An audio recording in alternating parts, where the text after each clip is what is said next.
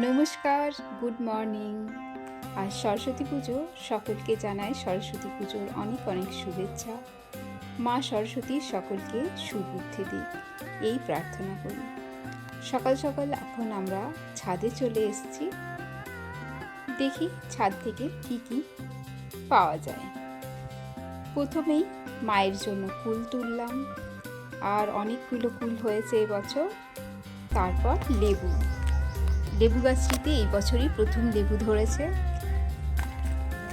পুজোর জন্য মা কিছু ফুল তুলে নিল, আর আমি লেবু, ফুল আর সবজির মধ্যে টমেটো, বেগুন এগুলো তুললাম। এগুলো সবই ছাদ থেকে পেয়ে গেলাম। দেখো বেগুনগুলো কত বড় হয়েছে। 2-4টে বেগুন তুললাম। টমেটো কয়েকটাই তুললাম, কারণ ঘরে রয়েছে টমেটো, কয়েকদিন আগে তুলে রেখেছি গাছের বেশ কিছু টমেটো, তাই আর বেশি তুললাম না, এই কটাই। এগুলোই আজ সরস্বতী পুজোর দিনে ছাদ থেকে পেয়ে গেলাম। এরপর স্নান করে পুজোর জোগাড় শুরু করলাম। আমাদের বাড়িতে বাবা যেহেতু রোজ নিত্য পুজো করেন, তাই আগে বাবা পুজো করে নেন, তারপর আমরা নিজেদের মতো পুজো করি। আমার হাজব্যান্ড এই একটি পুজো করে, মা সরস্বতীর পুজো, তা বাদ দিয়ে ওই দুর্গা পুজোর অঞ্জলি দেওয়াটুকুই করে। তাই ও যখন পুজো শুরু করে তখন আমার ঠিক ওপেন বুক টেস্টের মতো মনে হয়, মানে বই পাতার পর পাতা উল্টেই যায়, কোথায় শুরু করবে সেটা খুব একটা বোধগম্য হয় বলে আমার মনে হয় না। যাই হোক, ভক্তিতেই মা সন্তুষ্ট হবেন নিশ্চয়ই, তাই সবাই মিলে ভক্তি ভরে পুজো করলাম। সরস্বতী পুজোর দিন অনেক অনেক রান্নাবাড়ি থাকে, সাথে সিজনো, গোটা সেদ্ধ।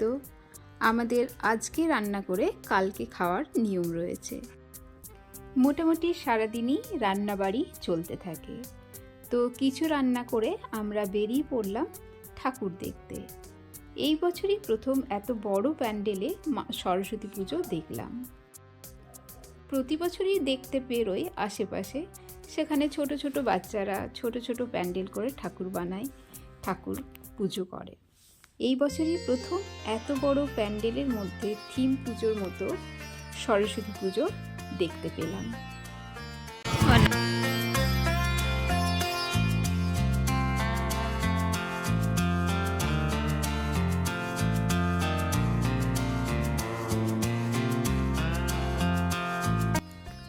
ঠাকুর দেখে ফিরে এসে আবার কিছু রান্নাবাড়ি করলাম।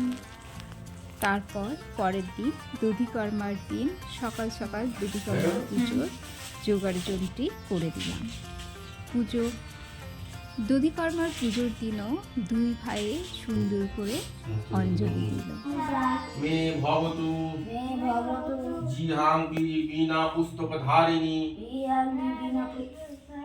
এদিকে মা পান্তা ভাত, মাছ, সবজি সব কিছু দিয়ে শীতলা ষষ্ঠীর পুজো করলো।